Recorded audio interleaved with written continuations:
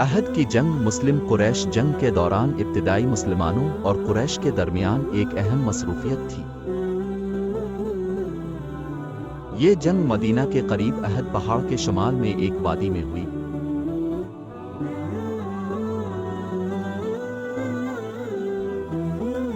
احد کے بیچ میں حمزہ رضی اللہ عنہ، عبداللہ بن جشت رضی اللہ عنہ اور مصعب بن عمیر رضی اللہ عنہ کی قبریں ہیں جو تمام جنگ میں شہید ہوئے تھے۔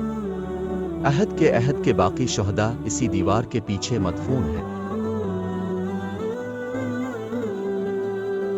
جنگ بدر میں شکست کھانے کے بعد اور ان کے قافلوں پر محمد کی طرف سے لامتناہی حملہ اور لوٹ مار کے بعد قریش نے آخرکار سخت اقدامات کرنے کی ضرورت محسوس کی۔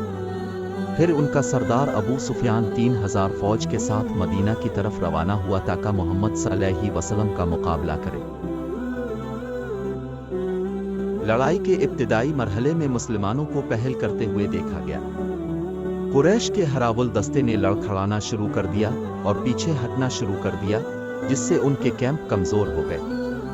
تاہم جب مسلمانوں کی فتح قریب نظر آ رہی تھی، مسلم عقبی محافظ جنہیں ممکنہ گھیراؤ سے بچانے کے لیے ایک پہاڑی کی حفاظت کا کام سونپا گیا تھا، بھاگنے والے دشمن کی طرف سے چھوڑا ہوا مال غنیمت جمع کرنے کے لیے اپنی پوزیشنیں چھوڑ دیں۔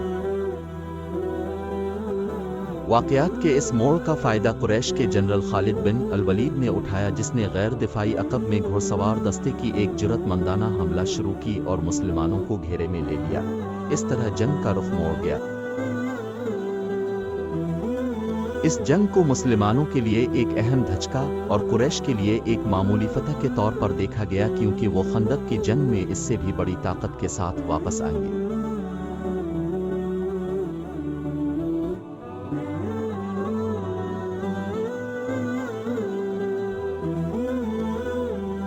رسول اللہ نے عبداللہ بن جبیر کو پیادہ تیر اندازوں کا کمانڈر مقرر کیا، جو احد کے دن جنگ کے 50 تھے۔ اپنے ان کو ہدایت کی کہ اپنی جگہ پر جمے رہو اور جب تک کہ میں تمہیں نہ بھیجوں پرندے ہمیں چھینتے ہوئے دیکھو تو اسے نہ چھوڑو، اور اگر تم یہ دیکھو کہ ہم نے کافروں کو شکست دی ہے اور ان کو بھگا دیا تو بھی نہ چھوڑنا۔ اپنی جگہ چھوڑو جب تک میں تمہیں نہ بھیجوں۔ پھر کفار کو شکست ہوئی۔ اللہ کی قسم، میں نے عورتوں کو دیکھا کہ وہ اپنے کپڑے اٹھا کر بھاگ رہی ہیں اور ان کی چوڑیاں اور اپنی ٹانگیں ظاہر کر رہی ہیں۔ تو عبداللہ بن جبیر رضی اللہ عنہ کے ساتھیوں نے کہا کہ مال غنیمت، اے لوگو، تمہارے ساتھی غالب ہو گئے، اب تم کس چیز کا انتظار کر رہے ہو؟